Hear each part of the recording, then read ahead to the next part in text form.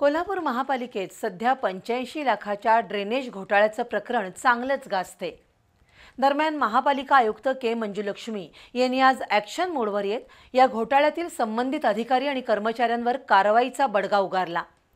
कनिष्ठ अभियंता प्रज्ञा गायकवाड, पौडी अकाउंटंट बळवंत सूर्यवंशी आणि वरिष्ठ लिपिक जयश्री हंकारे यांना सेवेतून निलंबित करण्यात आले, तर मुख्य लेखापरीक्षक कलावती मिसाळ आणि वरिष्ठ लेखापरीक्षक सुनील चव्हाण यांची शासनामार्फत विभागीय चौकशी करण्याचे आदेश दिलेत।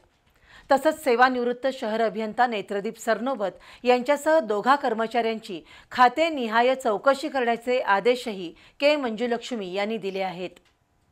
महापालिकेच्या ड्रेनेज कामाचं कंत्राट घेतलेल्या श्रीप्रसाद वराळे याच्याकडून या कामात 85 लाख रुपयांचा घोटाळा झाल्याचं प्रकरण सध्या शहरात चांगलंच गाजते।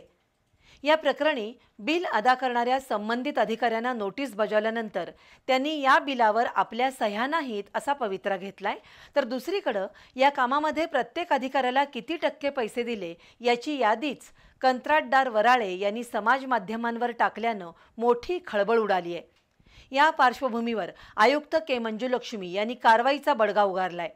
आज संध्याकाळी मंजुलक्ष्मी यांनी आदेश काढून महापालिकेच्या कनिष्ठ अभियंता प्रज्ञा गायकवाड, पौडी अकाउंटंट बळवंत सूर्यवंशी आणि वरिष्ठ लिपिक जयश्री हंकारे यांना सेवेतून निलंबित केले, तर मुख्य लेखापरीक्षक कलावती मिसाळ आणि वरिष्ठ लेखापरीक्षक सुनील चव्हाण यांची शासनामार्फत विभागीय चौकशी करण्यासाठी शासनाला प्रस्ताव देण्यासाठी मंजुरी दिली आहे। त्याचप्रमाणे सेवानिवृत्त शहर अभियंता नेत्रदीप सरनोबत यांच्यासह उपशहर अभियंता रमेश कांबळे आणि कनिष्ठ लिपिक प्रभाकर नाईक या सेवानिवृत्तांची खातेनिहाय चौकशी करण्याचे आदेश आयुक्तांनी दिले आहेत। या संपूर्ण प्रकरणाची चौकशी करण्यासाठी प्रशासक के मंजुलक्ष्मी यांनी अतिरिक्त आयुक्त शिल्पा दरेकर आणि शहर अभियंता रमेश मस्कर यांची नियुक्ती केली आहे।